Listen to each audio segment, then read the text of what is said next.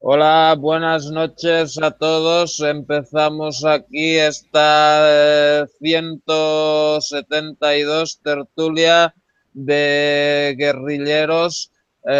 Buenas noches a todos los que estáis en España y en Europa.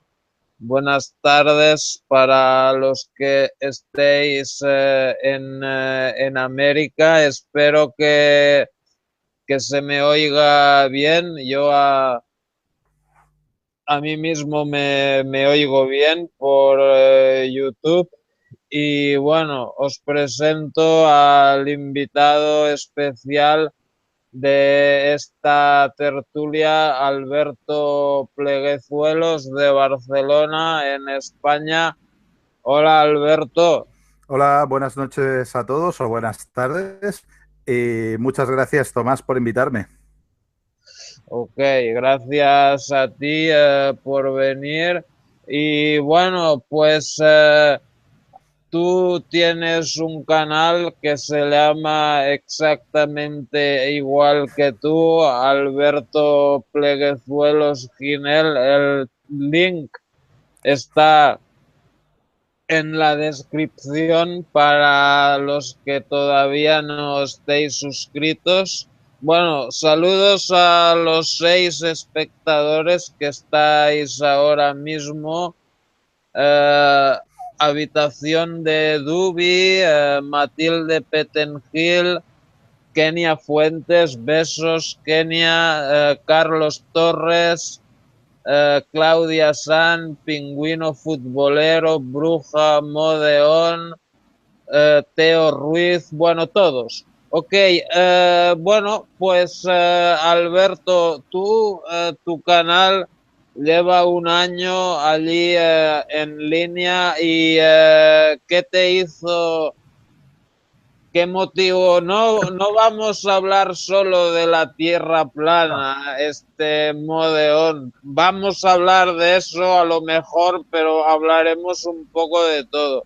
Eh, pero ¿cuál fue el motivo por abrir el canal? ¿Fue para rebatir lo de la tierra plana o fue para hablar un no, poco de todo? no. A ver, el motivo por el cual empezó el canal llevaba un tiempo que ya tenía lo típico, cuenta de YouTube para poder comentar, bueno, en los vídeos de otras personas y estas cosas.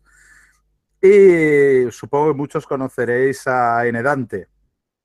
Pues muchas veces hablando con gente por allí, pues con un par de personas estuvimos hablando de querer hacer nosotros un directo.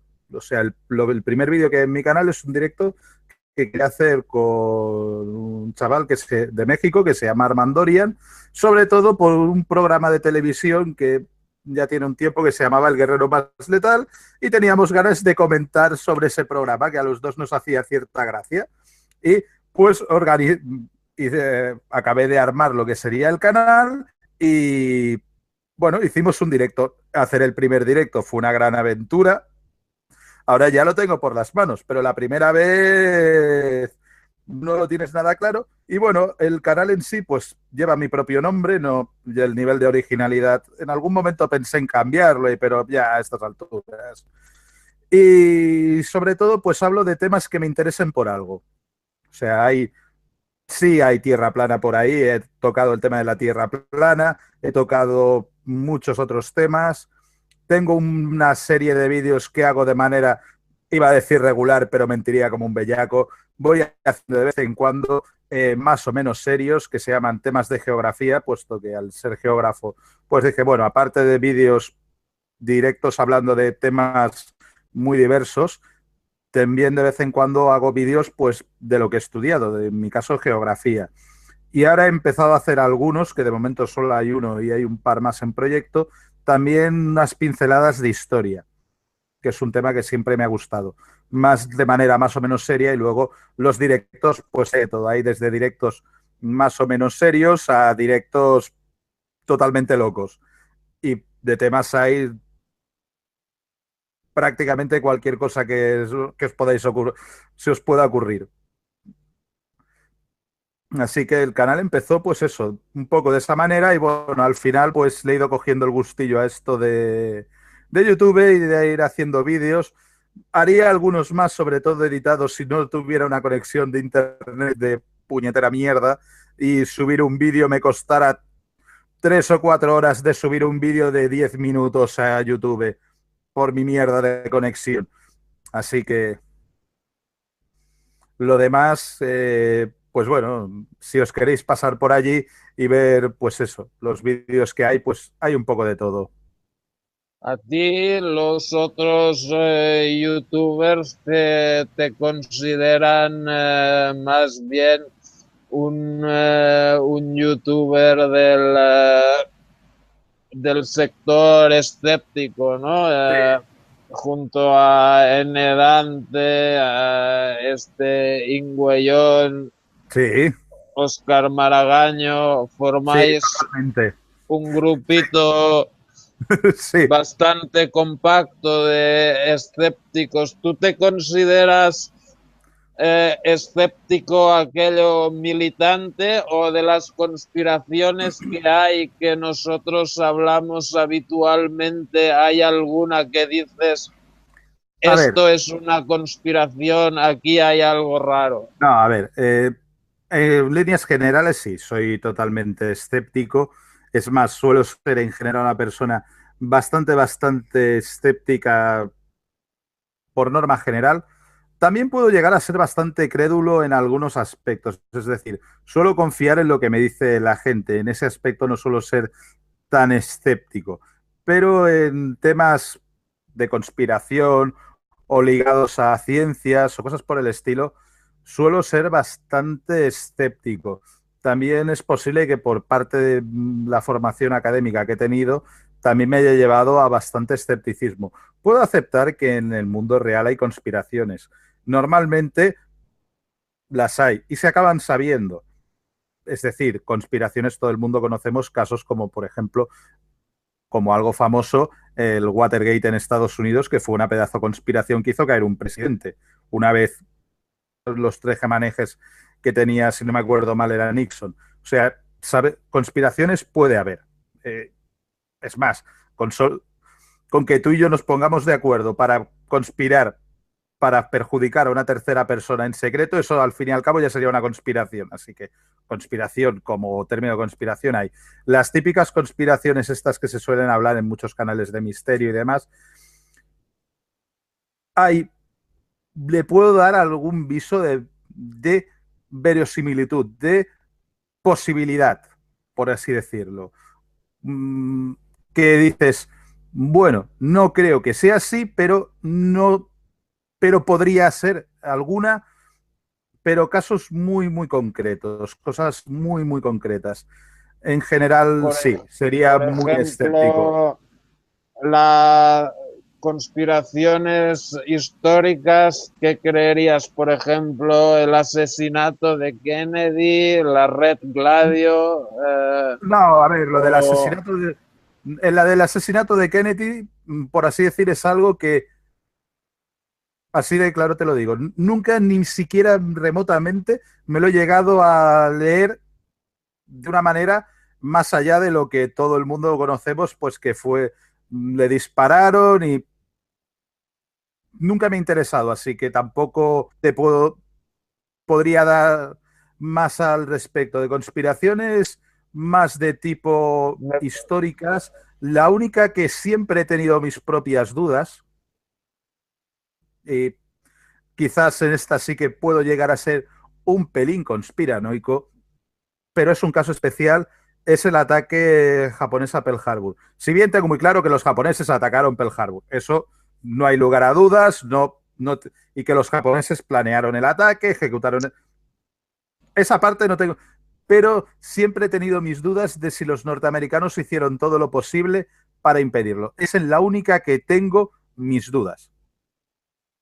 Tengo mis dudas porque incluso mandos norteamericanos, cuando fueron a los consejos de guerra, no se ponían de acuerdo en las responsabilidades y demás.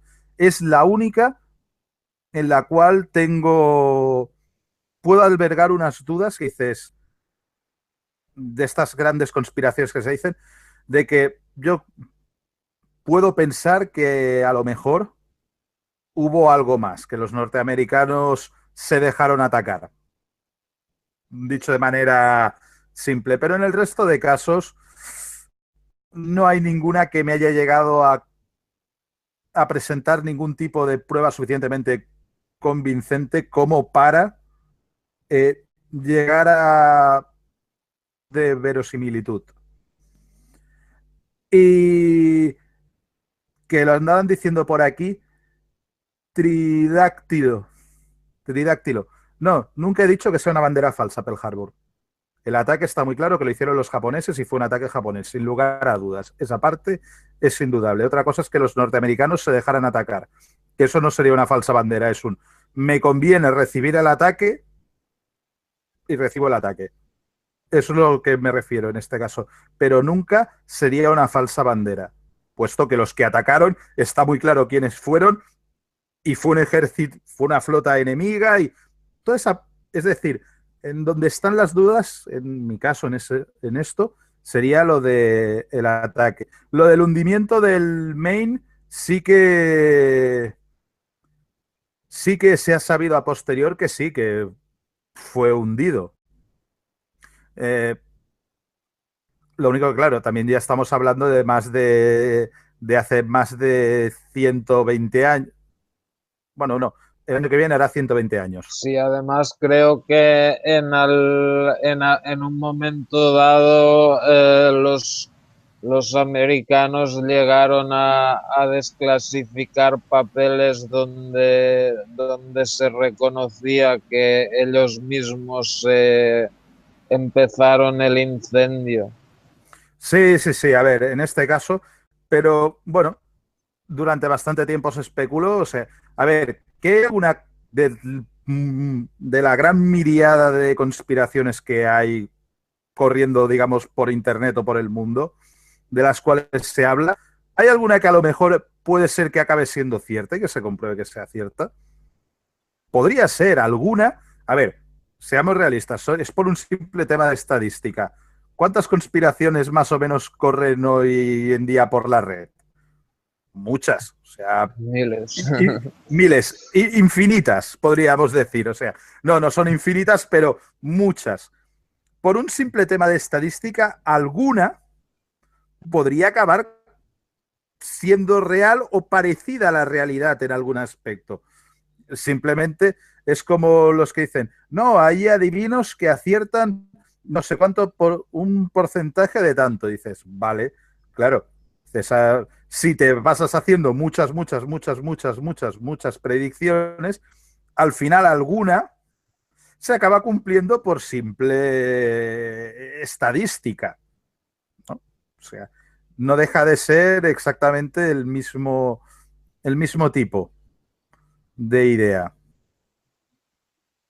Ok, pues bueno, a ver, este que ha preguntado, venceremos y convenceremos. A ver, de ese señor en concreto no vamos a hablar porque, bueno, eso lo ha hablado ya él y el señor este miles de veces en sus propios canales. Además, tampoco quiero que mi canal sea un circo como otros canales, pero lo que sí, la otra parte de la pregunta, ¿qué piensas de lo de las momias de Nazca? A ver, me pasa un poco menos que en el caso de, ¿cómo se dice? Ay, de lo de Kennedy. No es un tema que me haya interesado especialmente, pero lo que he podido ver no me da buena espina. O sea, tiene pinta de, en algunos aspectos, ser algún tipo de fake, por decirlo de alguna manera, sobre todo porque si son momias auténticas y demás, por lo menos lo que vi en televisión cuando las llevaba, las manipulaba y demás, no, generalmente si es una antigüedad y más es una momia y demás, se han de tratar con unas medidas eh, unas medidas de manipulación, de hacer las cosas muy concretas, más que nada para no fastidiar esos vestigios arqueológicos importantes, estas cosas eh, importantes y demás, ¿no? Si las momias fueran auténticas, pues evidentemente se han de cuidar de una manera muy considerable porque suelen ser bastante delicadas. Así que todo lo que he estado viendo en general de las momias no me da una especial buena espina, pero tampoco he leído lo suficiente como para poder dar alguna opinión más fundada sobre las propias momias. Sí que sé un poco, conozco más o menos bien cómo funcionaba lo de la momificación y demás en Egipto, estuve por allí en Egipto hace un tiempo y demás, pero en este caso, no sé, por el tipo de aspecto y demás, no tengo suficiente información como para dar una opinión bien fundada. Ok, muy bien. Bueno, la mayoría de argumentos de lo de la Tierra plana me he ido dando cuenta de que no cuadran muy bien, como lo de la puesta de sol, lo de los aviones, pero una cosa sí que no, lo de los vasos comunicantes, ¿cómo es que toda el agua no se concentra en el Ecuador y no se queda, no sea, el agua tendría que estar al mismo Sí, nivel, ¿no? vale. Ayer es más, estuve haciendo un comentario sobre un vídeo de un terraplanista en mi canal junto con un doctor en astrofísica y acaba saliendo siempre el tema del agua y la gravedad. La explicación es, si tenemos una gran cantidad de agua, el agua, si tú coges una palangana y la llenas de agua, ves que toda el agua tiene la misma altitud. No se forman eh, inclinaciones, el agua no se concentra en un solo lado, o en el centro, y eso pasa en todos los aspectos. Ahora, en el caso de la Tierra, tienes una gigantesca cantidad de agua en la superficie. Y esa cantidad de agua tiene que estar siempre a la misma distancia del centro de gravedad, repartida de manera, y eso tiende a que se reparta de una manera homogénea. La Tierra, si le quitaras el agua, tiene oquedades y vértices, ¿no? Montañas, grandes depresiones. O sea, si le quitaras el agua y vieras la Tierra exagerando mucho, sería una especie de bola con pinchos, para que os lo imagináis. Exagerando mucho, ¿vale? O sea, lo estoy exagerando mucho para que se vea, para que entendáis el ejemplo. Si echáis ese agua dentro de esa bola, suponiendo que estéis en el espacio, que la mayor fuerza de gravedad presente sea la de la propia masa de la Tierra, ese agua tenderá a, debido a la ley de los vasos comunicantes y demás, a mantener el mismo nivel siempre, a estar toda al mismo nivel. Estar toda al mismo nivel significa que el punto A de la superficie está a tantos kilómetros de distancia del centro de gravedad, que sería el centro de la Tierra. Pero el punto B que está aquí tiene que estar a la misma cantidad de kilómetros de distancia. Y el punto C, y el punto D, y el punto E, y así le puedes ir dando todas las vueltas que quieras, que todos los puntos del agua están a la misma distancia del centro de gravedad, aproximadamente. En realidad hay unas pequeñas variaciones por temas de marea y y ciertos movimientos, pero la regla general es que es la misma distancia entre todos los puntos de la superficie de ese líquido, que es lo mismo que cuando tú echas el agua en la palangana, ¿no? Que es la imagen que se te genera. Por lo tanto, al repartirse el agua por toda la esfera, por mucho que lo muevas, como toda la Tierra se mueve de manera solidaria, agua incluida, atmósfera incluida, va todo junto, la propia gravedad actúa en todos lados exactamente igual. Si que se mueve todo en su conjunto. Sí que es cierto que eso que tú dices, que por qué no se concentra en el ecuador, eso pasa a nivel de toda la Tierra. Por eso existe ese achatamiento polar. Todos sabéis que la Tierra no es una esfera perfecta. Hay una diferencia entre su eje mayor, el diámetro mayor, que sería perdón, el radio mayor en el Ecuador, que es 6.371 kilómetros, con respecto al radio, que es 6.350 aproximadamente. Hay unos 21, 22 kilómetros de diferencia entre los dos ejes, que es un poco más corta en el eje norte-sur que en el este-oeste, para entendernos.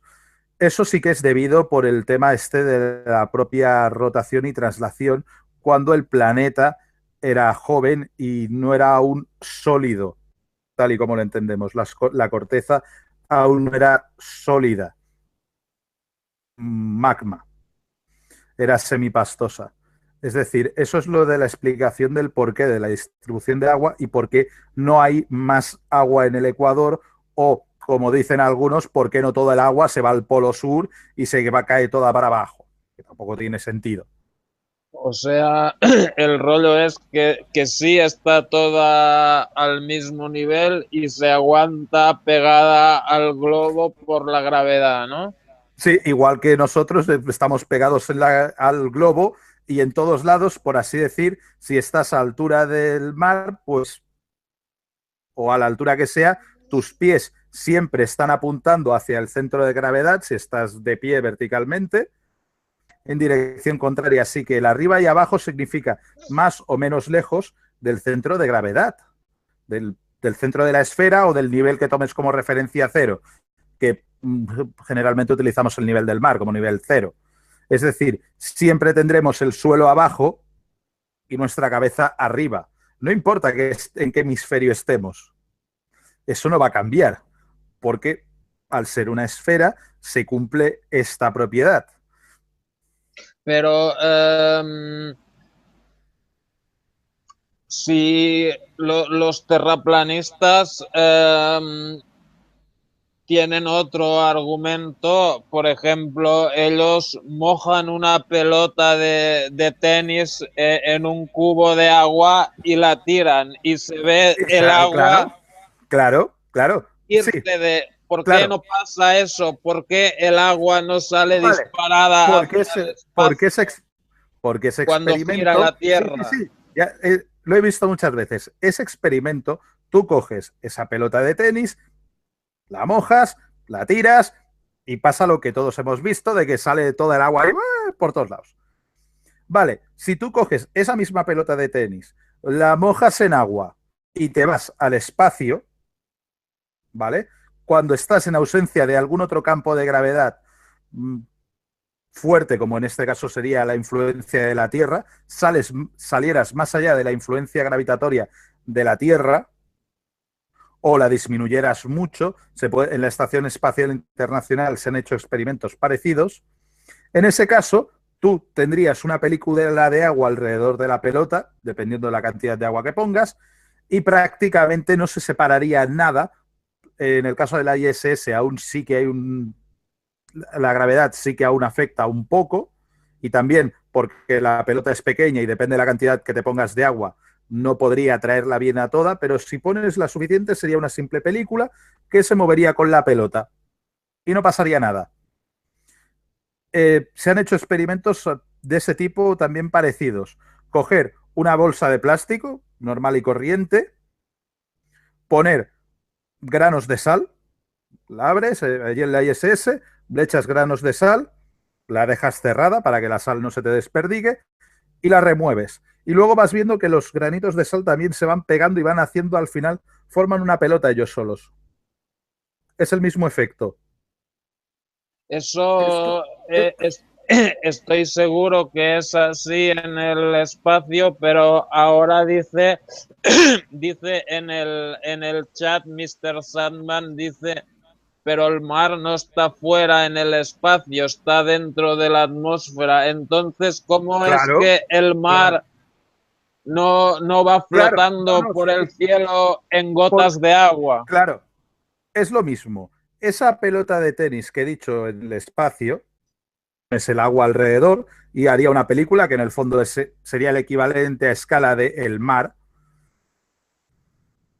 No se va por el espacio porque tiene un campo gravitatorio que es la pelota de tenis que lo está trayendo.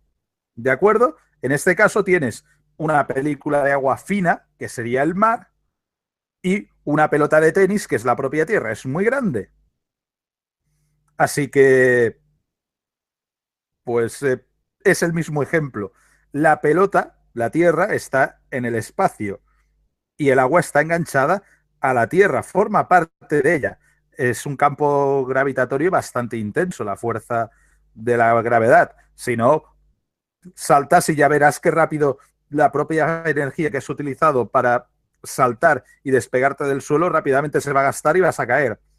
Cualquier cosa que tiremos cae relativamente rápido. En sí es lo O mismo. sea que, Todos los puntos del agua, de la superficie del planeta, del mar, están todos cayendo hacia el centro. Lo que se encuentra, ¿no? Hay un momento que hay una cosa que se llama la fuerza normal, que la ejerce el suelo, que es opuesta a la gravedad, es decir, ese agua ya no puede seguir bajando más porque se choca con el suelo del mar o con el suelo que sea o cualquier cosa, o con otra agua que hay debajo, es decir, aquí hay partículas de agua, ¿no? Pues las de aquí, este sitio ya está ocupado, y ya está. Es decir, todo es atraído hacia el centro. o sea que es porque la masa la masa del mar es demasiado No, no, no. de En sí es la masa de la Tierra es tan grande que hace que unas pequeñas, que el agua en sí, que no deja de ser una pequeña película, o en general cualquier otra cosa que haya en la superficie, inclusive la propia atmósfera, está enganchada a esa fuerza gravitatoria pero y no se vaya. las nubes también son agua en estado gaseoso y sin Sí, embargo flotan. Es lo que sí, pregunta sí, sí, Choso sí, de sí. ¿por qué las nubes no tienden hacia el suelo en una niebla perpetua entonces? A ver, hay un montón de tipos de nubes. Un montón. Hay nubes a muchas altitudes. Depende a qué altitud se forme la nube. La nube principalmente son pequeños cristales de hielo en suspensión. ¿Por qué no caen esos pequeños cristales de hielo en suspensión, caen al suelo? Muchas veces es porque el propio viento ejerce suficiente energía como para que se mantengan elevados y no precipiten hacia el suelo. Hay un momento dado que si pierden energía, esas nubes se acaban convirtiendo en núcleos higroscópicos y se generan gotas y caen, que es la lluvia.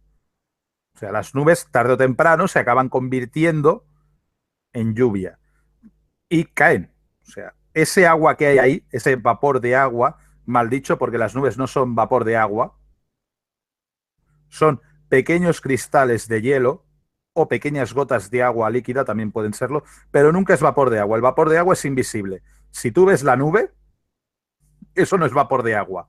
Es un equívoco que generalmente se les dice a los críos pequeños que eso es vapor de agua. En el colegio te lo suelen decir, pero es un error, es un equívoco.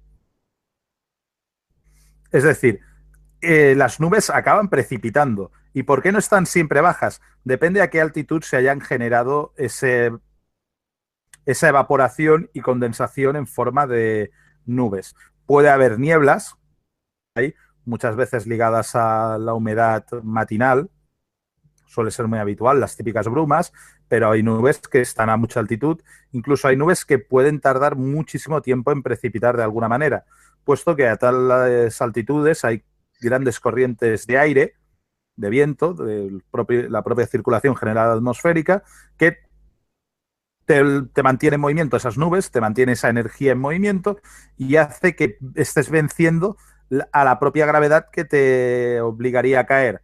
Es como por ejemplo, cuando tú coges una hoja de las hojas de árbol, ¿no? Están por el suelo y viene un soplo de aire y hay veces que se mantiene, dices, y a la que se para el viento, caen. pero hay veces que si el viento es suficientemente alto, levanta hojas de árboles, pequeñas partículas de tierra y otras cosas que se mantienen en suspensión mucho tiempo y llegan a grandes distancias. Los que seáis de España, algunas veces habéis visto que hay lluvias de barro o de polvo, y ese polvo muchas veces, en el caso de España, viene de la zona del Sáhara, que son partículas que se han levantado por el viento en el Sáhara y han llegado hasta España.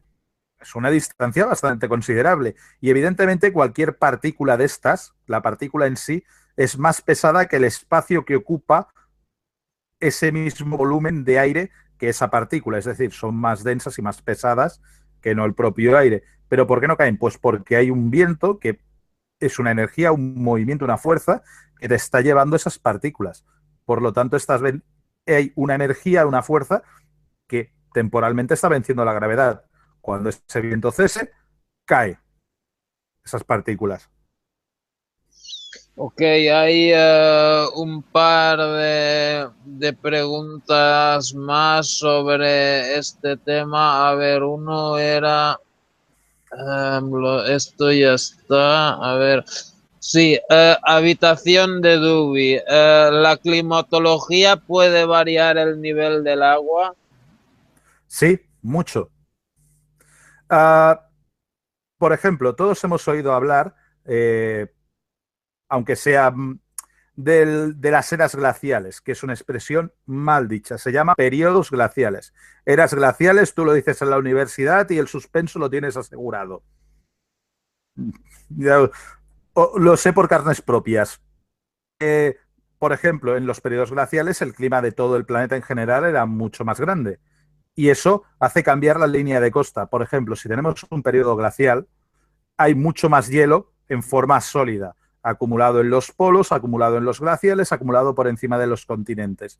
Eso es una gran cantidad de agua que no está en forma líquida. Al no estar en forma líquida, el nivel de los mares disminuye. Y encima los ríos siguen el ciclo hidrográfico. En los periodos glaciales se hace más lento, así que hay menos precipitaciones, los ríos llevan menos agua y la poca precipitación que hay suele ser en forma de nieve y se va acumulando en la superficie. Así que cada vez el nivel de los mares baja y la línea de costa retrocede. Es decir, el clima puede afectar a la línea de costa. Actualmente estamos en un periodo interglacial en el cual vemos que los hielos van retrocediendo, tanto en los polos como en los glaciales de alta montaña. Eso a la larga te lleva a que haya periodos en los cuales la línea de costa vaya comiéndose parte de la costa y vaya aumentando el nivel, y conforme va aumentando el nivel va haciendo que la Tierra retroceda en ese aspecto. Ha habido periodos, por ejemplo, hace unos, estoy hablando muy de memoria, unos 180.000 años, se produjo el máximo del último periodo glacial, el último gran periodo glacial. En su máximo, la línea de costa estaba de altitud con respecto a la actual, de media, unos 100 metros por debajo del nivel actual. Eso hacía que hubiera unas grandes llanuras costeras que actualmente no hay, porque había retrocedido el mar mucho. Pero también ha habido periodos en que el nivel del mar estaba unos 100 metros por encima del actual. Y evidentemente ahí cambiaba también mucho de la tierra y el mar. Es decir, el clima es uno de los factores que más puede afectar al tema del contacto entre el mar y la tierra. Puede afectar mucho. También pueden influir mucho factores geológicos como creación de nuevos movimientos sísmicos y demás, procesos de orogénesis que te hagan mover continentes o te hagan aparecer cordilleras o elevar de las aguas zonas que estaban sumergidas y sumergir otras. Eso también puede influir mucho. Pero el clima influye muchísimo en la línea de costa y también en sus procesos erosivos.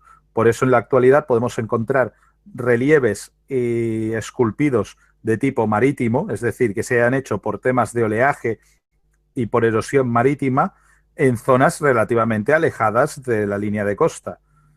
También eso mismo también te puede explicar por qué puedes encontrar, en parte, fósiles de origen marino en zonas de muy alta montaña. Es una combinación de clima más geología, que estaba citando antes. Ok, gracias. Y otra es una Canal Panamá UFO. ¿Qué fuerzas giratorias retiene las aguas de los océanos si no borren las masas continentales? Por ejemplo, Panamá, que está a solo 5 metros sobre el nivel del mar. Bueno, A ver, supongo, es lo que sí, hemos dicho. adelante. Como, a ver, que es más o menos la explicación que he dado antes con lo de la pelota, el agua y demás. Es decir, eh, el agua en el mar se mueve, tiene movimientos debido a las diferencias de temperatura que genera las corrientes marítimas y también las corrientes atmosféricas por un tema de convección. Todas la, todos los cuerpos del universo quieren perder energía, todos, sin excepción, y el agua no es ninguna excepción. El agua cálida del Ecuador va en dirección norte o dirección sur. Voy a explicarlo con el hemisferio norte por costumbre. Va hacia el norte para enfriarse, para perder energía. Y eso hace que y eso desplaza el agua fría que ya hay allí hacia el sur, porque claro, no puede estar todo arriba. Así que baja y se genera una especie de cinta transportadora que forma las grandes corrientes oceánicas. Y esto hace movimientos que hayan en el mar. Pero que ¿por qué hay zonas que solo están a unos 5 metros de altitud sobre el nivel del mar y el mar no las cubre? Caso de Panamá o otras, o incluso hay islas que están a menos que su punto máximo está a 1 metro sobre el nivel del mar, hay islas por ahí en el Pacífico. En sí, pues porque el mar no tiene tanta agua. El día que si sigue el proceso climático como va en la actualidad, al cabo de un cierto tiempo sigue habiendo deshielo, pues el nivel del mar irá aumentando y quedarán cubiertas esas zonas. Lo que es eso, evidentemente, que el nivel del mar aumente 1 metro, un solo metro, es un proceso lento. Tienes que... Es mucha agua la que se tiene que liberar para que el mar gane 1 metro. Aparte, también hay un tema importante, sobre todo si estamos hablando de zonas con una altitud muy baja con respecto al nivel del mar, pero que estén en zonas muy al norte o muy al sur, donde puede haber hielos perpetuos, que conforme vas perdiendo cantidad de hielo que tengas en los glaciales, vas perdiendo peso sobre el continente. Así que como el continente en sí está flotando sobre un mar de magma, al perder ese peso de hielo, también gana un poco de altitud. Nunca llega a compensar el aumento del nivel del mar, pero hace que se mitigue en parte. Y la eustasia, que son los movimientos del nivel del mar, son movimientos eustáticos, es como se llaman, y no sea tan exagerada en según qué zonas, por eso, porque al liberar el peso del hielo ganas un poco de altitud con respecto al nivel que tenías, porque has perdido peso, y al flotar encima del magma aumentas un poco, aunque el nivel del mar aumentará más, evidentemente. Pero el aumento, si a lo mejor tenía que aumentar para ti 1 metro, a lo mejor solo aumenta 90 centímetros, porque has ganado esos 10 extra de la liberación del peso. Ok, No sé si muy, más o menos lo he explicado. Creo que iba por ahí la pregunta. sí, Creo. sí, yo creo que sí. Ok, a ver, pingüino futbolero. ¿Hitler escapó del búnker o murió ahí? Si se sabe que el cadáver no era de él, el cráneo no era de él y se encontró ahora un túnel de salida secreto. Bueno, yo lo del túnel secreto no es la primera vez que lo oigo. Lo que sí que he oído que el cráneo que tenían los rusos sacaron el DNA y resultó ser de una mujer. Luego dijeron que si la mujer era Eva Braun, pero los rusos lo escondieron y nunca más volvieron a sacar Ah, el cráneo. O sea sí, que, a ver, conozco todas las leyendas que hay a este respecto y he escuchado muchas y en realidad No importa. Te voy a responder el por qué ese no importa. Eh, Hitler, como personaje público, era, por un lado, Adolfo Hitler, ese ser humano, ¿no? Como cualquier otro, y por otro lado era el Führer del Tercer Reich de Alemania. El ser humano en sí no era un personaje importante, no importa. Es decir, lo que importa es que ese día muriera físicamente Adolfo Hitler, el Führer del Tercer Reich murió en ese búnker. Es decir, a partir de ahí, ese personaje, si consiguió escapar de alguna manera, no importa. Todos sus poderes, toda su influencia, su dominio sobre el ejército alemán, su de hacer cosas y demás, murieron en ese búnker. Es decir, en ese momento, Hitler murió. No, no importa ya lo que pasara con la persona Adolfo Hitler. No importa. El Führer murió indudablemente ese día en ese búnker. Y si no fue en ese búnker, da igual. Ese día dejó de tener sus poderes, dejó de. Así que sería un poco indiferente lo que le hubiera pasado a la persona. Aún así, personalmente, creo que sí que realmente debió morir en el búnker. Todo lo demás siempre me han parecido un poco historias de todo tipo. Sí que, si bien es cierto que es posible que los huesos que tuvieran los soviéticos no fueran los correctos, que no fueran ellos, eso tampoco tengo por qué negarlo, por lo que se ve es posible que no fueran. Pero ya te digo, en sí todo eso no deja de ser una anécdota. Lo importante es que abdicó sus poderes en el almirante Donitz y luego se suicidó. Y al poco tiempo Donitz rindió a Alemania a los aliados. Eso es la parte importante. Eh, lo que pasa en sí con la persona física no deja de ser en este aspecto un poco una anécdota a pie de página.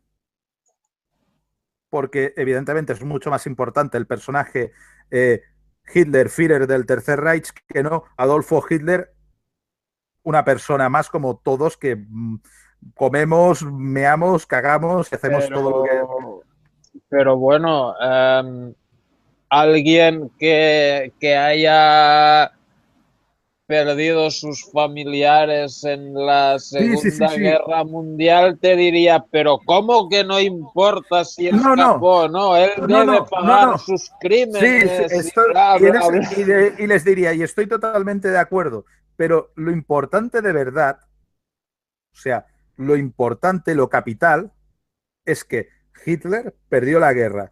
Ese día se vio obligado a o morir, sea como sea, si murió o no murió, se vio obligado a ceder todos sus poderes. Estaba totalmente. Es aquello que dices. eh, si llegó a escapar de alguna manera, podría pasar. O sea, lo veo muy difícil, muy, muy, muy difícil, ¿eh? Pero supongamos, en sí, ese personaje perdió todo lo que tenía como tal.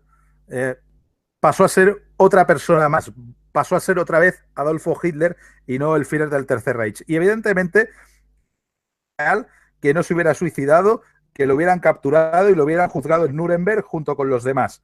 Eso hubiera sido la parte ideal. Pero bueno, la historia no es ideal, la historia es la que es y los acontecimientos son lo que son. Pero la parte importante es eso, que ese personaje, a partir del momento que abdica y pasa sus poderes a Denitz, ya no es un personaje, en ese aspecto ya no importa. Y hay gente que también te diría, sí, pero él tenía mucho dinero robado en Suiza con el cual financió el movimiento Sí, neonazi, sí. bla, bla, bla, bla, bla. Ah, si tanto dinero tenía realmente en Suiza, tampoco lo iba a poder utilizar. Porque ese personaje, por mucho que haya secreto bancario en Suiza, estamos hablando de un personaje que si realmente hubiera tenido esos recursos, los hubiera querido utilizar si hubiera acabado sabiendo. Si hubiera acabado sabiendo. Es decir, si llegó a sobrevivir, tenía que dejar atrás todos sus poderes. inclusive el posible poder económico de lo que tuviera en Suiza o lo que tuviera en cualquier otro lado, puesto que a la que hiciera uso de ello, rápidamente se iba a enterar prácticamente todo el mundo. No es difícil. A ver, los secretos son difíciles de guardar mucho, inclusive el secreto bancario en Suiza. Se acaban sabiendo estas cosas. Y sobre todo, si hay cosas como luego cuando se fundó el Estado de Israel, que tiene uno de los servicios secretos más eficientes con diferencia, te puede gustar más o menos el Estado de Israel, pero en ese aspecto son extremadamente eficientes. Segunda Guerra Mundial y demás, se hubieran enterado.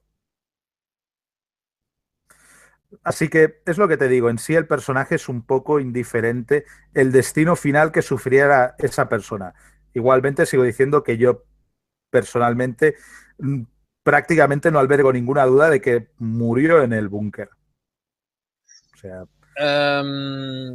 Modeon te pregunta si no te pica la curiosidad saber si realmente murió o no en el... a ver, me puede picar un poco a nivel morboso, por así decirlo, anecdótico, pero es lo que te digo, soy muy aficionado a la historia, muy aficionado. Incluso he estudiado parte de la carrera de historia y siempre me ha gustado leer sobre historia. En general lo que más leo suelen ser libros de historia, no novelados, normalmente libros de historia en sí. Y en sí,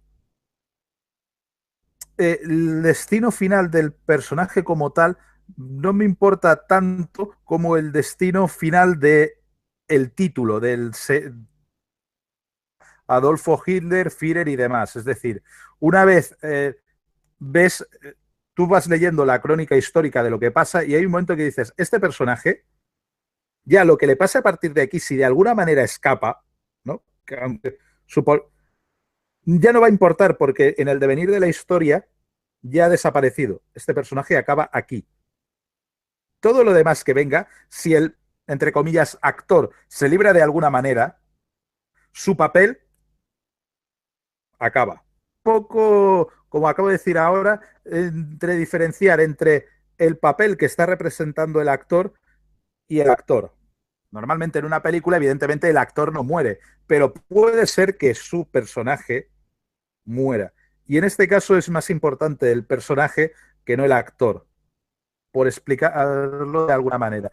Pero sí, evidentemente, siempre algo de curiosidad te queda. Igual que de vez en cuando hay personajes que no sé bien cómo acabaron y hay veces que estoy leyendo algún libro de historia, algún tema y dices, hostia, ¿y este personaje cómo acabó, no? ¿Qué pasó después de la parte que conozco de la historia? Y hay veces que sí que he leído sobre algunos personajes un poco pues por curiosidad, ¿no? Es decir, ostras, si este cuando acabó tal guerra o este cuando después de no sé qué, que es por lo que es conocido, ¿qué pasó?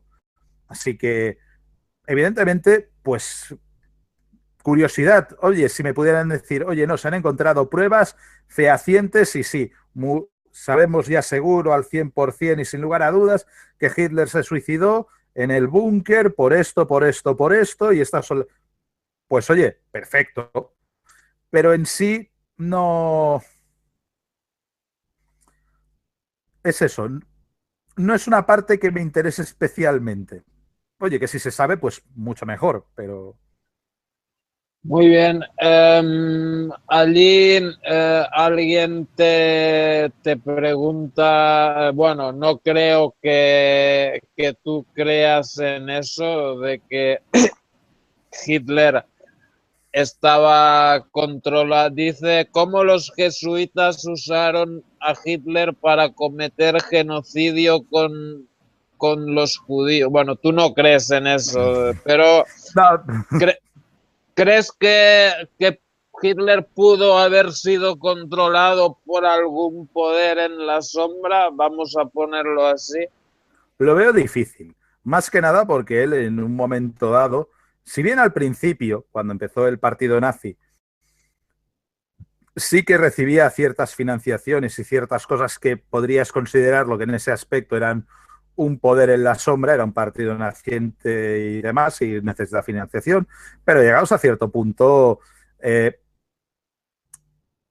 ya tenía mucho poder. Cuando ya consiguió ganar elecciones y ser y al final ganó las elecciones, fue nombrado canciller y luego se convirtió en el Führer, aunando la presidencia de la República y la Cancillería en una sola persona.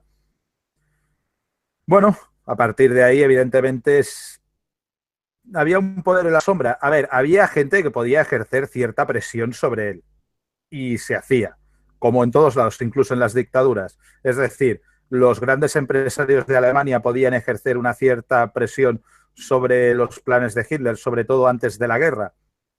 Pues sí, y la ejercían. Ya te digo, si la ejercían.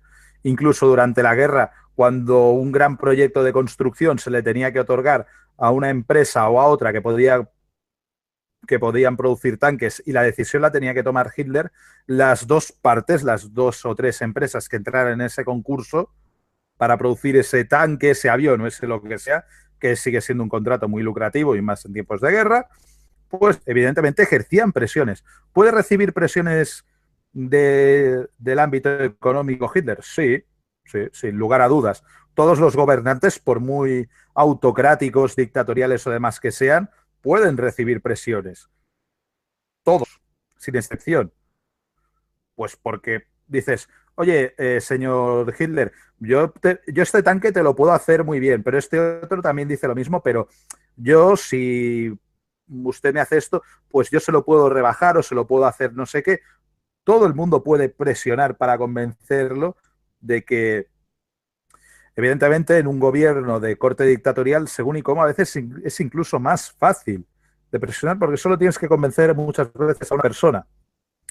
Así que algún tipo de presión sí que podía recibir, pero es un tipo de presión parecida a la presión que se puede ver ejercida sobre cualquier gobierno en la actualidad por temas económicos empresariales, por ejemplo.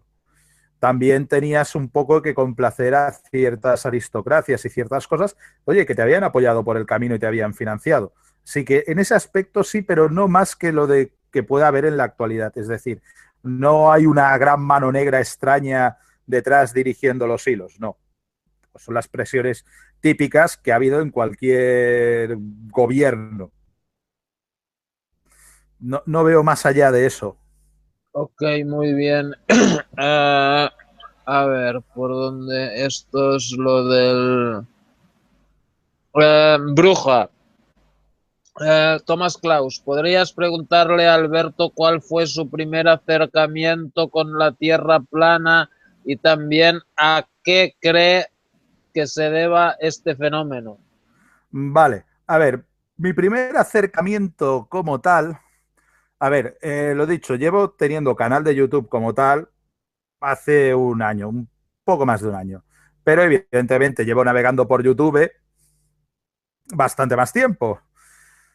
Y bueno, en general, bueno, veía vídeos de diferente índole y estaba viendo un documental sobre historia de la cartografía o algo así, y es lo típico que cuando acaba un vídeo de YouTube salta al siguiente. Bueno, en mi caso, pues estaba haciendo cosas y lo tenía puesto como quien oye la radio. Primero hablar de la tierra hueca, ¿no? Bueno, vale, acabo y no sé qué.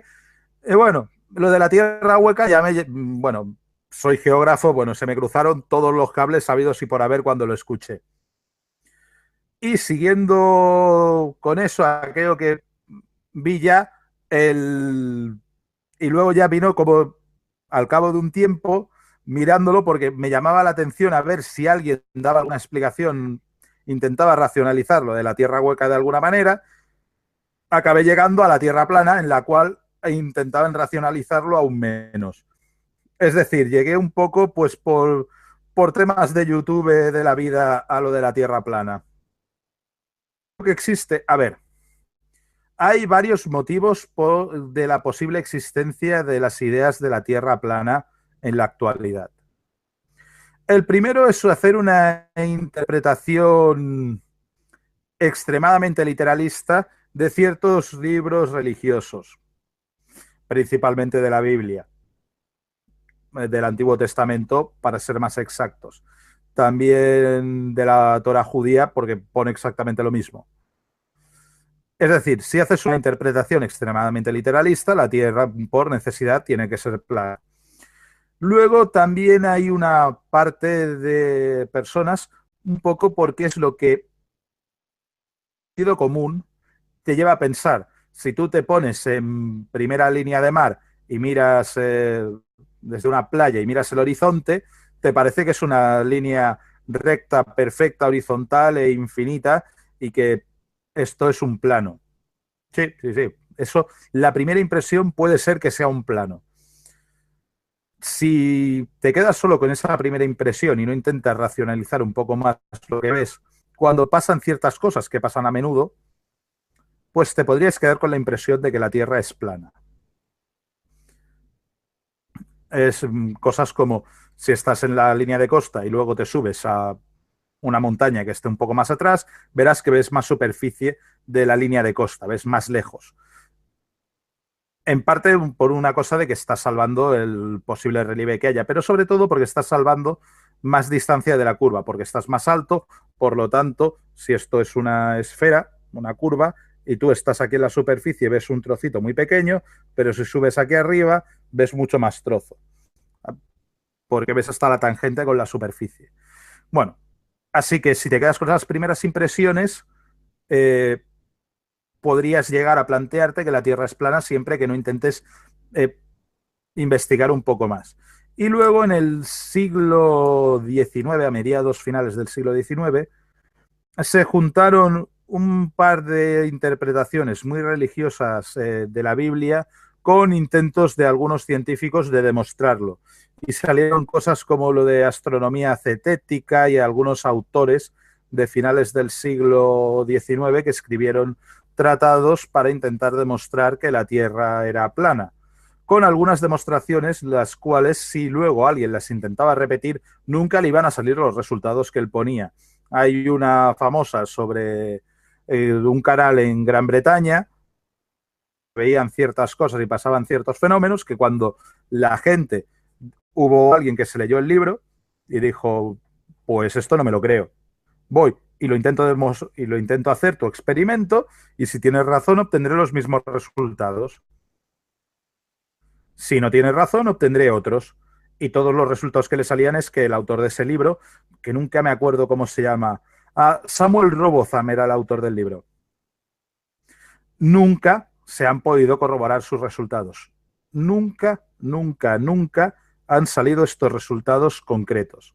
Siempre ha salido que la Tierra es una esfera necesariamente, puesto que el experimento se basaba en que si tú estabas en mitad de un canal que se supone que tenía eh, prácticamente ninguna inclinación y tú estabas a una altura conocida, tú ponías unas dianas a una cierta distancia y estarían a la misma distancia que tu altura de visión y cuando tú mirabas con un anteojo, con un telescopio, un teodolito o algo por el estilo, de manera horizontal, apuntabas a la diana de aquí, estaba a esta altura, estaba a la misma altura que tú, es decir, no tenías que inclinar para nada el ocular, lo mantenías a 90 grados, girabas hacia el otro lado, apuntabas a la otra diana que estaba en sentido opuesto y seguía manteniéndose a 90 grados, es decir, todo estaba a la misma altura.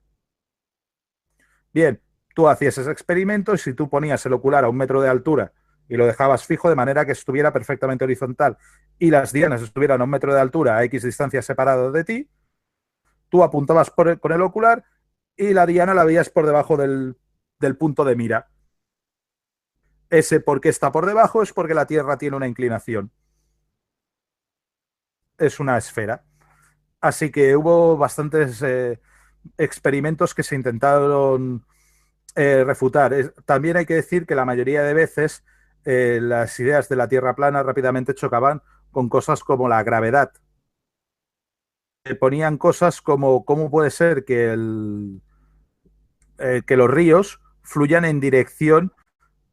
No tienen ningún problema, según ellos, con que un río fluya norte-sur, es decir, que vaya de un punto más al norte a un punto más al sur, según ellos, de arriba a abajo, pero tienen problemas de que no puede ser que en una esfera los ríos vayan sur.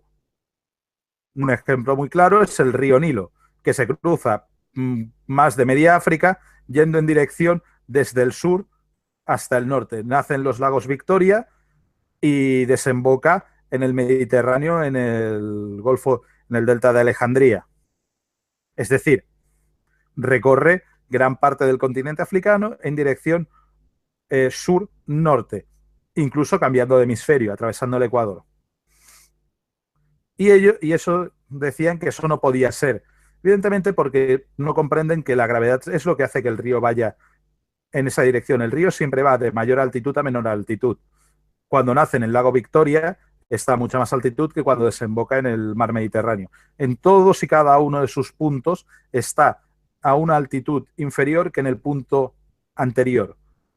Simplemente por el mismo tema que hemos dicho del agua. Todos los puntos tienen que estar a la misma distancia con respecto al centro de gravedad. En este caso, para que fluya el Nilo, simplemente es todos los puntos, el punto anterior tiene que estar más alto que el punto siguiente, por lo tanto, toda el agua que pongas en el primer punto irá bajando hasta el último punto, siguiendo una pendiente. Lo que es una pendiente que si tú la vieras dibujada haría una forma así, dices, oh, pero este punto es el más alto. No, no, este punto no es el más alto.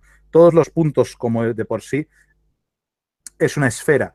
Tienes una rampa en una esfera, pero no hay ni... Eso es un tema de gravedad. Siempre que que el punto esté, vas buscando perder altitud, siempre. Toda el agua, todo busca perder altitud, porque es pérdida de energía potencial.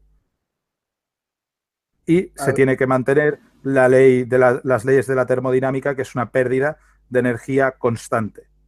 Todo el mundo quiere tender al equilibrio termodinámico, es decir, a la ausencia de energía.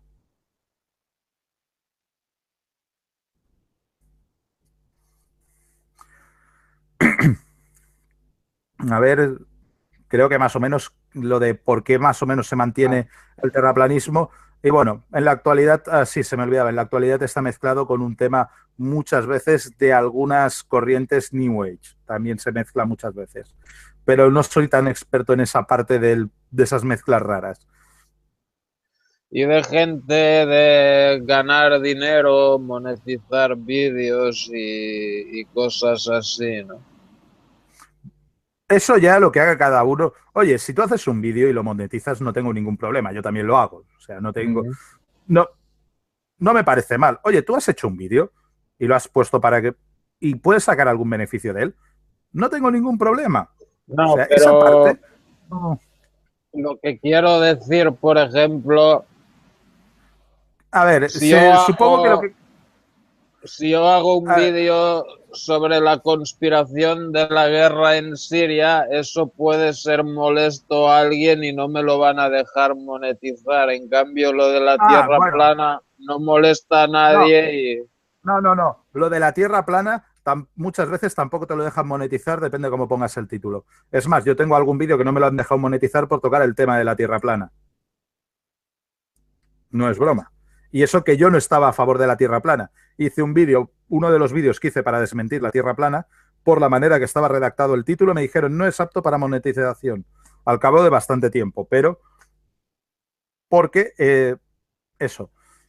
Por eso, a ver, depende mucho cómo pongas los títulos y demás. Los algoritmos de YouTube son inescrutables del por qué te pueden permitir o no permitir el, ¿cómo se dice? La monetización. Para que os hagáis a la idea, el tema de la guerra sí que suele ser fácil que si el título incluye la palabra guerra o hablas sobre la guerra, sea relativamente fácil que no te permita la monetización. Pero incluso si hablas de la guerra de una manera que no tiene nada que ver con la guerra real. A mí no me dejaron, me quitaron durante un tiempo la monetización de un vídeo. Soy muy aficionado, supongo los de mi canal lo saben, y no sé si, bueno, soy muy aficionado a montar y pintar miniaturas y juegos de miniaturas y demás. Y de vez en cuando hago algún vídeo sobre ello, porque, oye, es mi gran afición y de vez en cuando pues hago fotos a 4 miniaturas de las que tengo que me hacen gracia y monto un videíto. Y estaba mostrando un vídeo sobre el ejército napoleónico a escala 1:100, bueno, y puse ejército de la Gran Armée guerras napoleónicas, no sé qué, y el juego que creo que no me acuerdo mal, se llama Napoleon at War y demás. Y me dijeron que no era, me llegó una notificación de que ese vídeo no podía ser monetizado porque estaba relacionado con la guerra. Y dije, joder, pero que son soldaditos de plomo. Y al final sí, recapacitaron y me lo dejaron. Pero por defecto me quitaron la monetización. También por eso, siempre que hablo de guerra, nunca lo pongo en el título. Nunca. Hace poco estuve hablando sobre el periodo de la Segunda Guerra Mundial en un directo que hice en el canal con un chaval que se llama Juan Carlos, que estuvo muy, muy bien. Eh, y para evitar el problema puse charlas sobre el periodo tal año a tal año, en tal país. Si sabes un mínimo, sabes de lo que estoy hablando, pero yo no he puesto guerra. Ok, a ver, otra pregunta que había. Este ya está. Tierra plana. Bueno, lo de la. Esto es un tema que hoy está de actualidad. La sociedad del dragón blanco, supongo que ni siquiera sabes lo que es, pero bueno, voy a replantear la pregunta. ¿Crees que hay algún poder oscuro detrás de lo de la independencia de Cataluña? A ver, racionalicemos el tema un poco. ¿Puede haber intereses detrás de la posible independencia de Cataluña? Sí, la respuesta es clara. ¿Puede haberlos? Sí. Es más, ¿los hay? Seguro que los hay.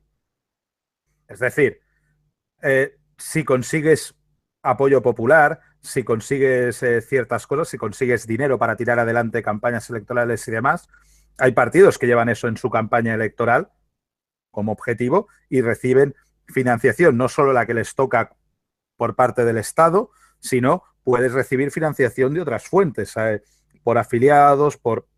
Hay bastantes cosas, aparte de posibles financiaciones ilegales, sin entrar en eso. Pero hay gente que te va a apoyar de alguna manera al partido, llevando ya esas ideas. Es decir, a alguien le deben interesar, porque si no, no te apoyarían. Así que, ¿hay intereses detrás de la independencia de Cataluña? Sí, indudablemente. Y seguro que también los hay en contra. Exactamente igual. Seguro. O sea, es como funciona la política. Las decisiones no se toman de manera, nunca se toman de manera arbitraria. Siempre hay unos intereses detrás y unos objetivos detrás. Siempre. Siempre. O sea, sea la independencia de Cataluña, sea ir en contra de la independencia de Cataluña, sea a favor de hacer esto, sea a favor de hacer lo otro. Siempre hay unos intereses detrás. Y eso es algo que es sabido por todo el mundo.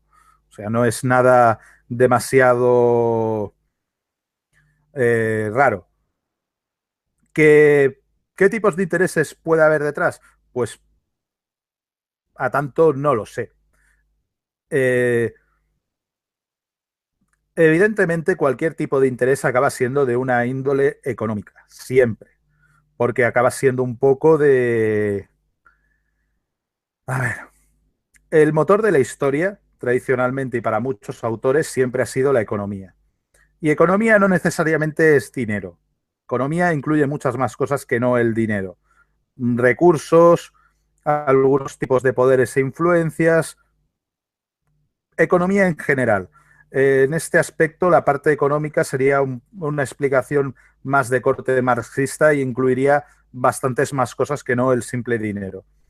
En esta explicación histórica, que me han dado muchos profesores y que comparto principalmente. Es decir, que hay algunos intereses de corte económico detrás de la posible independencia de Cataluña, seguro.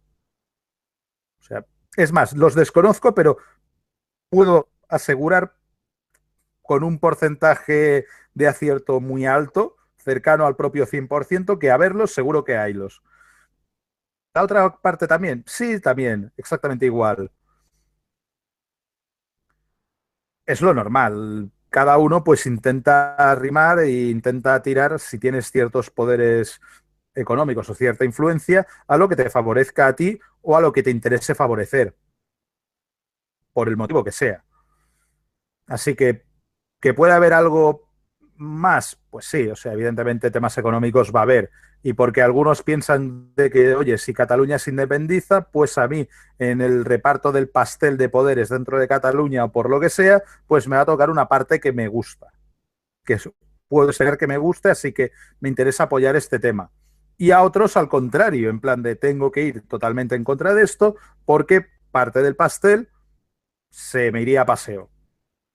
Explicaba así un poco de estar por casa, pero más o menos. Ok, a ver, Paz Mundial pregunta cuál es tu opinión sobre, bueno, también hoy precisamente 11 de septiembre, ¿cuál es tu opinión sobre el 11S?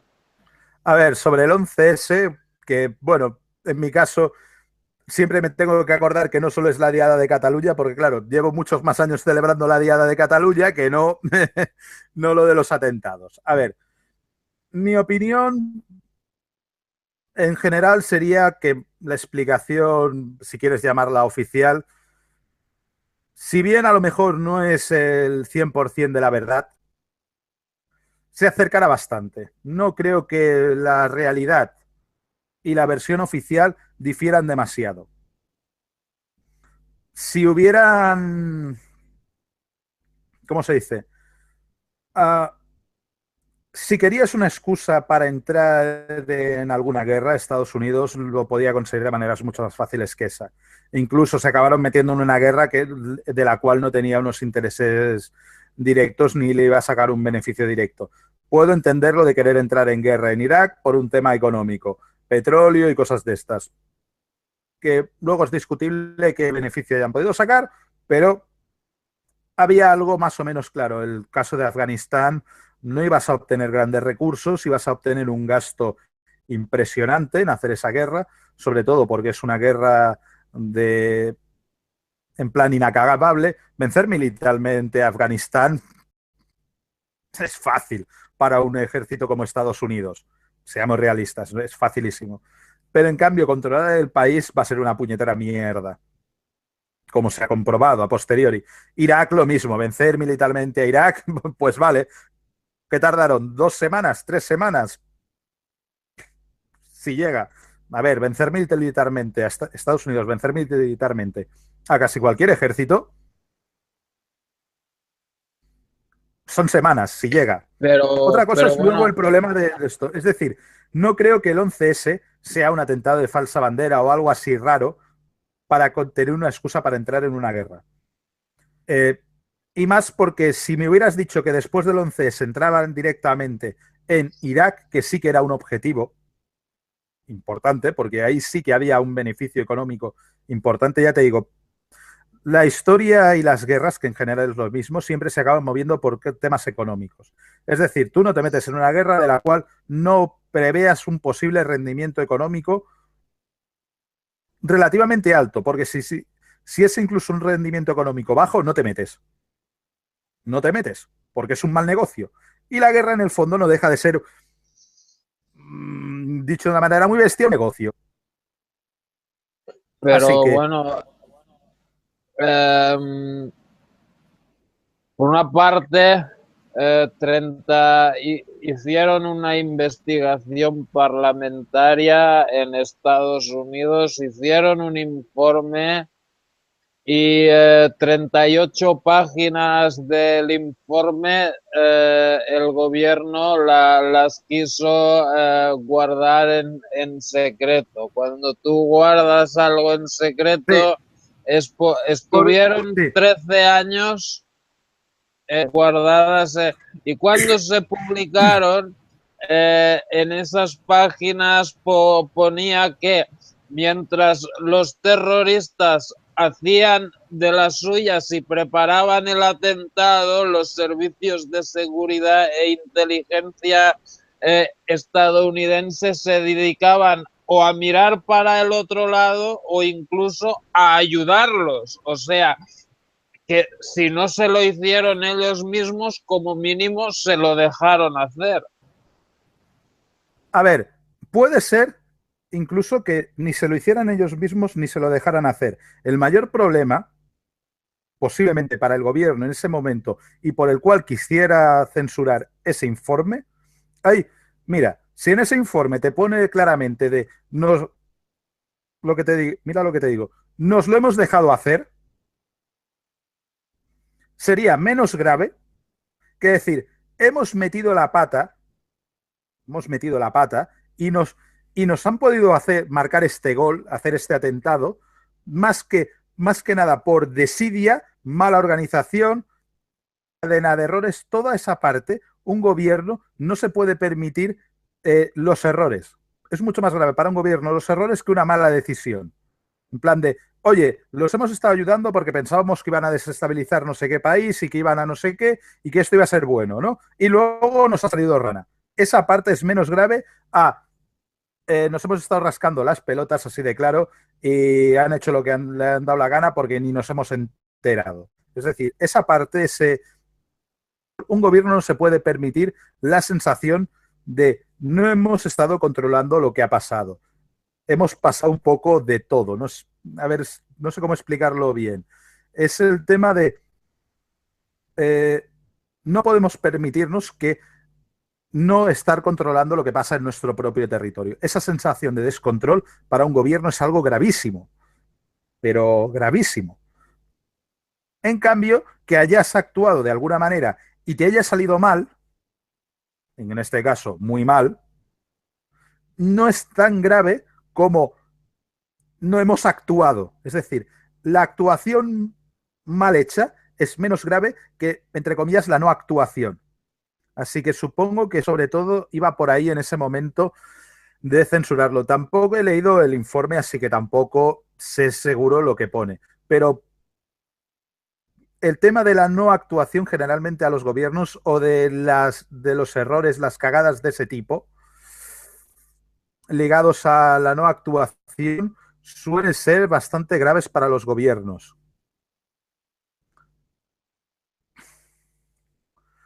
Eh, Y bueno, lo he dicho, tampoco he leído mucho más del 11S. En su momento, cuando estaba estudiando, cuando se produjo el 11S, coincidió con mi primer año de universidad y estaba estudiando una asignatura que se llamaba geopolítica.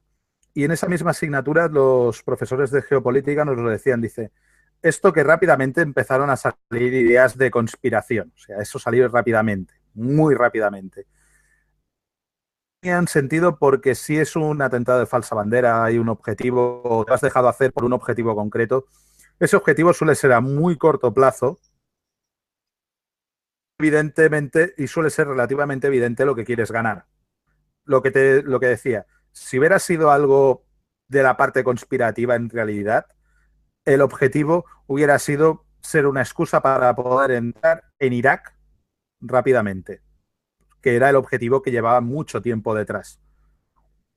No Afganistán. Afganistán no le importa a nadie Afganistán. A Estados Unidos en su día le importó para tocarle las pelotas a la Unión Soviética y en su día Afganistán se creó como un país tapón entre el imperio ruso y el imperio británico. Nunca se creó, o sea, es un territorio que si no es por temas de intereses de grandes imperios para que no choquen, en su día no se hubiera creado. Y en la actualidad era un país que una vez había servido para tocarle las narices a los soviéticos, a los estadounidenses les daba igual. Afganistán no tiene ningún recurso que a Estados Unidos le interese realmente. En cambio, Irak sí. Irak es bastante más importante en ese aspecto, aparte de controlar una de las puertas de acceso al Golfo Pérsico. Es un objetivo mucho más tentador, tiene muchos más intereses. Ok, muchas gracias, Alberto. La próxima pregunta es de Patricia de Miranda y dice, ¿qué piensas sobre lo de los chemtrails? Uh, a ver, los chemtrails por definición, ¿qué son? Estelas químicas, ¿de acuerdo? Y se diferencian de los contrails, que son las estelas de condensación de los aviones. ¿Hay chemtrails? Sí. Vale. ¿Cuáles? Pues, por ejemplo, cuando fumigas un campo, una plantación agrícola y la fumigas desde el aire con una avioneta. ¿Eso es un chemtrail? Sí, lo es. Así los. Luego, lo que generalmente la gente cuando habla de chemtrails no se refiere a una fumigación de un campo de patatas con un insecticida, para entendernos, o con un abono, no importa, no. Se refiere a los típicos estos que se supone que son de gran altitud y que se supone que se dibuja una especie de retícula en el cielo, etc, etc. Estos chemtrails, primera, jamás me han explicado una manera de, y lo he preguntado algunas veces, ¿no? Digo, bueno, vale, supongamos que existen estos chemtrails que dices, ¿cómo los diferencio de una estela de condensación? Porque yo a simple vista he visto estelas de condensación, pero chemtrails no dice, no, tienes que mirar el tiempo que tardan en desaparecer y demás, que son mucho más lentos. Ya, pero es que depende cuánto se mantiene una estela de condensación de las corrientes de viento imperantes, la temperatura del aire, ciertas, las corrientes atmosféricas, la altura de vuelo y un muy largo etcétera de factores. Incluso la que haya o no haya nubes, la insolación, la hora del día, puede influir una gran cantidad de cosas en que una estela de condensación se mantenga más o menos tiempo, se haga más o menos ancha, es decir, cómo desaparezca. Digo, bueno, dadme una manera de poderlos diferenciar. A simple vista, no la he conseguido. Luego dicen, no, pero hay pruebas, análisis químicos y demás. Vale. ¿Cómo has hecho el análisis químico para asegurar que la muestra no esté contaminada? Porque si me dices, no, he cogido muestras del suelo, no, ya no te lo acepto. Del suelo, yo he hecho análisis de suelo y te puedo asegurar que en un centímetro cúbico de suelo cualquiera, quizás en algún desierto cambiaría un poco los resultados, pero en general, en cualquiera, vas a obtener todos y cada uno de los elementos de la tabla periódica de los elementos, todos, sin excepción. Claro, evidentemente los más raros en porcentajes muy, muy bajos. Dicen, no, pero es que hay algunas muestras de estas que hemos tomado que hay algunos elementos extraños que su porcentaje es más elevado. ¿Vale? Vale, esas muestras que tú has obtenido son más elevadas. Has obtenido muestras de días alternos en esas mismas zonas para comprobar para la veracidad de la muestra, de que este fenómeno se va repitiendo en el tiempo, porque si se va repitiendo en el tiempo y no todos los días se supone que pasa ese avión a fumigar, a lo mejor es que hay otra fuente de contaminación que contamina esas muestras. A lo mejor, si son de metales pesados, vienen de una fábrica cercana que hace ciertas emisiones no controladas y está contaminando el suelo, por decir algo. O las aguas, también puede ser que hagas las muestras en aguas. Así que tienes que controlar muchos factores para ir descartando todos los posibles factores para poder llegar a decir que eso ha sido cosa de un chemtrail. Y de momento no he encontrado ningún tipo de muestras o ningún estudio serio hecho de manera correcta para esto, porque muchas veces dicen, vale, tenemos una muestra, ya, ya, bueno, pero tienes que hacer, aunque solo sea más muestras diferentes días y demás, para comprobar la propia muestra. Es decir, tienes que tener un tipo de control, un tipo de verificación, porque una muestra cualquiera, incluso a lo mejor, oye, es que justo has ido a coger la muestra y ahí se meó un perro y debido a los valores del amoníaco del perro y ciertas reacciones químicas con los meados, justo ha cambiado la composición de esa zona donde has ido a cogerlo. A lo mejor, por decir algo ya muy rebuscado. Así que se necesita bastante rigor como para poder decir que eso se da más allá de los chemtrails, que sí, existir existe, lo dicho. Una avioneta fumigando es un chemtrail. Incluso alguna vez que algunos aviones, por algunos motivos, sueltan combustible, eso también sería un chemtrail. Pero es eso. Si no los puedo diferenciar a simple vista y las muestras que aparecen de vez en cuando, no hay manera de verificar que esté todo bien hecho como se tiene que hacer, mm, es muy difícil de pensar. Bueno, o sea, pero sí que hay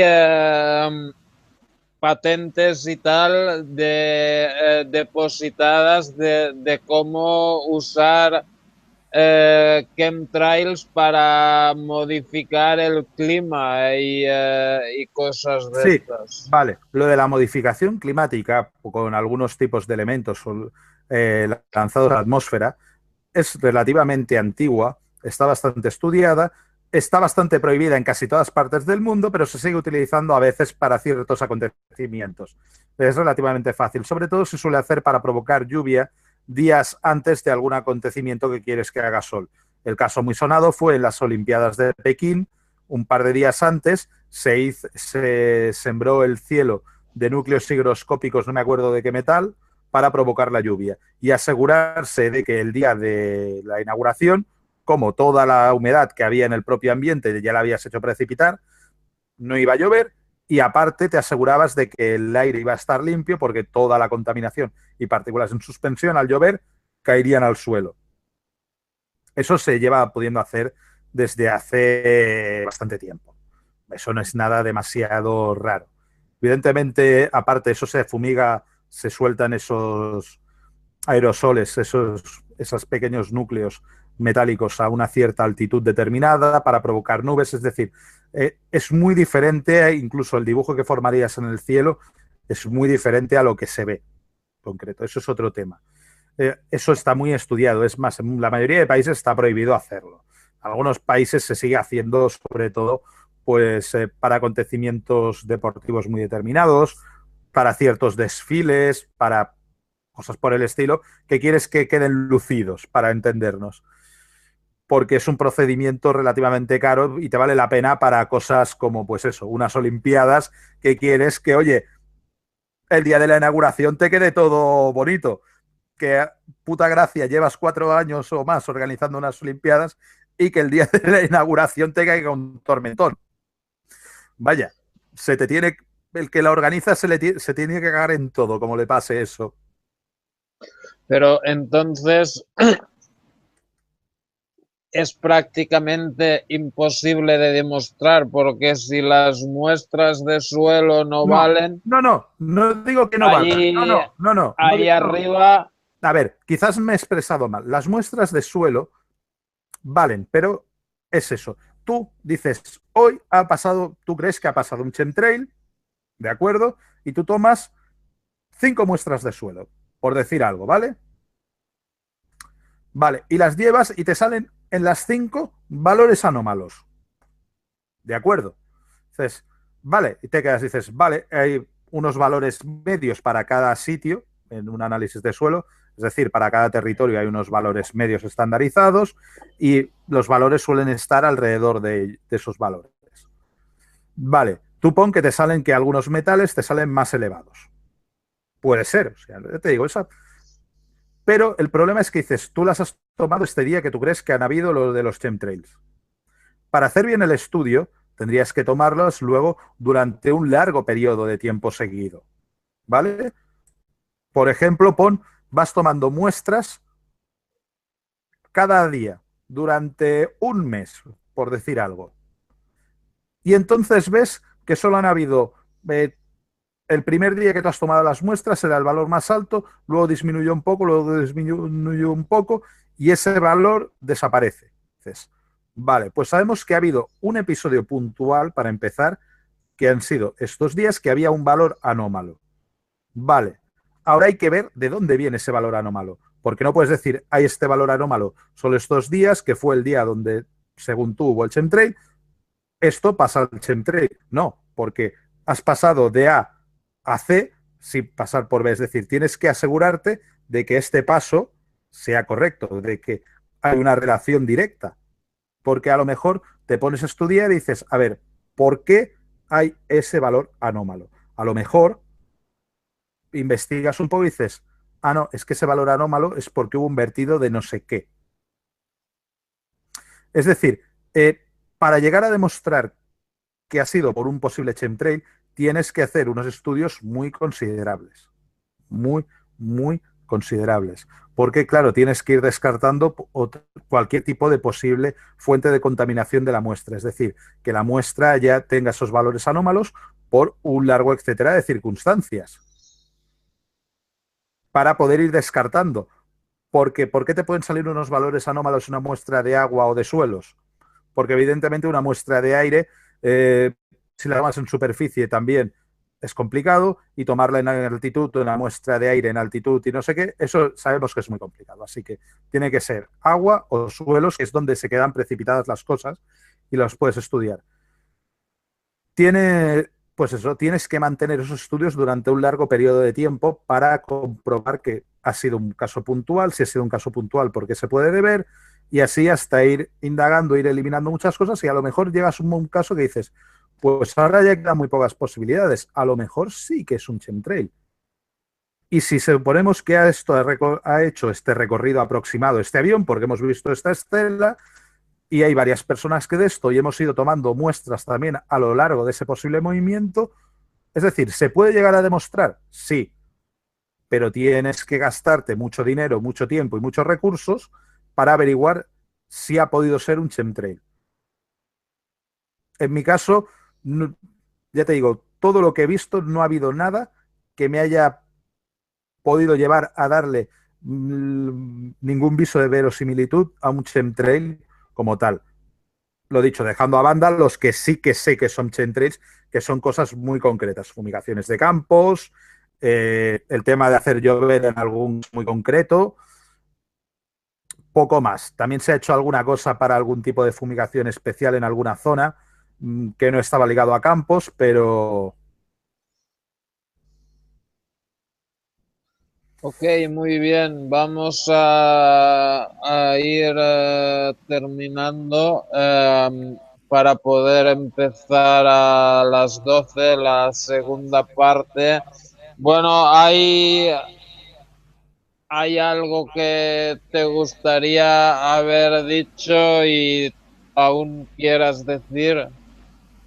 mm, a ver, poca cosa en general. La verdad es que ha sido curioso ir respondiendo a las preguntas. Algunas me las esperaba, algunas no, pero he intentado responderlas, como digo, lo mejor que he podido. También, pues, a ver, un poco, a ver si lo consigo expresar de una manera. Está bien ser escéptico, es más, yo me considero una persona bastante escéptica. Pero hay otra cosa que también hay que utilizar junto con el escepticismo a veces, que es el sentido común, que a veces es el menos común de los sentidos, como me decía un buen amigo y profesor. Ah, ¿Cómo explicarlo? Es decir, hay muchas veces que la explicación más fácil de algún fenómeno, más simple, suele ser, en igualdad de condiciones, la más correcta, la más fácil que haya pasado. Esto se le conoce como el principio de la navaja de Ockham. Es decir, si hay dos posibles explicaciones a un fenómeno, las dos son, no sabes cuál de las dos han sido, pero una es súper rebuscada y súper complicada y la otra es bastante fácil, tiende a ser correcto la fácil. Que a lo mejor luego más adelante se hacen estudios y resulta que la súper compleja era la correcta. Es posible, o sea, es totalmente posible, pero en igualdad de condiciones y con las pruebas que tienes, si hay una versión muy difícil y una versión muy fácil para explicar el mismo fenómeno, generalmente gana la más fácil. Es una cosa que hay personas que incluso la intentan aplicar al caso de la Tierra plana. Y en realidad dices, sí, vale, el diseño básico sería más fácil, pero ese mismo principio hace que tengas que hacer cosas muy complicadas, muy, muy rebuscadas para explicar fenómenos que están perfectamente explicados de otra manera. Por ejemplo, eh, era una de las cosillas que, ligados un poco al tema, eh, suelen ser importantes tener en cuenta. Y como dice por aquí Gutius, también existe la variable de que una hipótesis tiende a ser más correcta cuanto menos elementos se incluya en ella. Por ejemplo, en el caso de los chemtrails, es lo que os decía. La hipótesis del chemtrail incluye muchas cosas. Es decir, tiene que haber pasado un avión, ese avión tiene que soltar una estela química, esa estela química tiene que estar con no sé cuántos. Y muchas veces a lo mejor lo que decía, la explicación más simple es que sea una contaminación local por algún tipo de fuente mucho más simple, incluso a veces de tipo biológica, que contamine una muestra. Es decir, hay unas cuantas posibilidades y es un poco el tema este del escepticismo que quería comentar un poco de el escepticismo hay que, entre comillas, saberlo llevar bien. Porque si no puedes caer en una especie de parálisis de todo el rato estar corroborando y comprobando todo lo que se ha hecho en el pasado. No, puedo ser muy escéptico, pero para muchas cosas que ya sé que se han comprobado muchas veces en el pasado, pues me levanto sobre hombros de gigantes para ver más allá. Es decir, me baso en las investigaciones que me han precedido para yo seguir avanzando y no pasarme el día comprobando lo que ya comprobaron otros, que antes comprobaron otros, que antes comprobaron otros. Porque si no, aún estaríamos comprobando todo el rato las hipótesis desde el principio de los tiempos. Y es un poco importante. Y sí, la cita que he puesto Clinton Hippias es de Newton, sí, sí, es de él, cita que he hecho. Ok, Y no sé, poquilla cosa más. ok, muy bien. Ahora pues la última pregunta sería, vamos a empezar la segunda parte dentro de media hora o así. ¿Tú quieres venir a la segunda parte o tienes que madrugar mañana o lo que sea? Mañana toca madrugar un poco, a ver, no en exceso, pero sí que tengo que madrugar un poco. Y y hay otra cosilla más. Soy autónomo, que es un poco como ser un esclavo 24 horas al día, 365 días al año. Los que seáis Ujú. autónomos creo que me entenderéis. Y estoy acabando unos encarguillos y unas cosas que tengo que hacer. Así que la segunda parte, a lo mejor sí que la dejo de fondo de mientras que hago cosas y en algún momento os escribo alguna cosa, pero no sé si podré, dudo que pueda participar, más que nada porque veo por allí mi otro escritorio lleno de mierdas que tengo que hacer y solo de mirarlo de reojo asusta un poco. Muy bien, entonces pues muchas gracias por haber venido. Muchas gracias Gracias, a ti por invitarme. perfecto. Y bueno, ya sé que los domingos normalmente te va mal venir porque haces tu Sí, propio directo. Hoy lo hemos hecho excepcionalmente en lunes, la tertulia, sí, para poderte traer a ti. sí, Pero bueno, quizá en el futuro podríamos hacer no hay un problema. hangout Aparte, espacial. sí, sí, aparte, si os interesa algún día que venga por algún tema y demás, me avisas con un poquito de tiempo y lo organizo como hoy y les digo a los compañeros, tranquilos, que hoy no lo hago en mi canal, os venís y ya está, que han estado por aquí unos cuantos. O sea, no hay problema. Es Si me avisas un poco para y alguna vez, no hay problema. Ya sabéis. Y si alguna vez te quieres venir tú a alguno de los que hago, que creo que también te coinciden mal por tiempo, pero si te quieres venir alguna vez, estás invitado. perfecto. Pues muchas gracias y gracias también a estas 78 personas que nos han seguido hasta el final. Hemos tenido todo el rato alrededor de los 75 espectadores, que no está mal. Gracias a toda la gente del chat. El link de la segunda parte ya os lo he dejado aquí en el chat y está en la descripción de este directo también. Y bueno, gracias, venceremos y convenceremos. Peca, May Yellow, no se escucha nada, no se escucha nada, no jodáis. Yo te escucho, ¿eh? Yo dice, Pero ¿por qué no se... Ah, vale. Sí, My Yellow, sí, un segundo. A lo mejor tienes que hacer un regen, que a veces pasa. Pero los demás sí que escucháis, ¿no? Los demás espectadores. Bueno, igualmente sí se escucha, dice salud, Sí, sí, sí. dinero y tío Jesse. Bueno, gracias a todos. Carlos C, Claudia San, Chilanta, Sol Naciente, Mr. Sandman, tío Jesse, dice Antroleos, bueno, todos. Ok, perfecto. A los que habitualmente venís a las segundas partes, os voy a pasar el link por Facebook, Hangouts o lo que sea, y los demás ya tenéis el link de YouTube, os lo he puesto en la descripción y si no lo dejo aquí. Bueno, muchas gracias y hasta luego. Muchas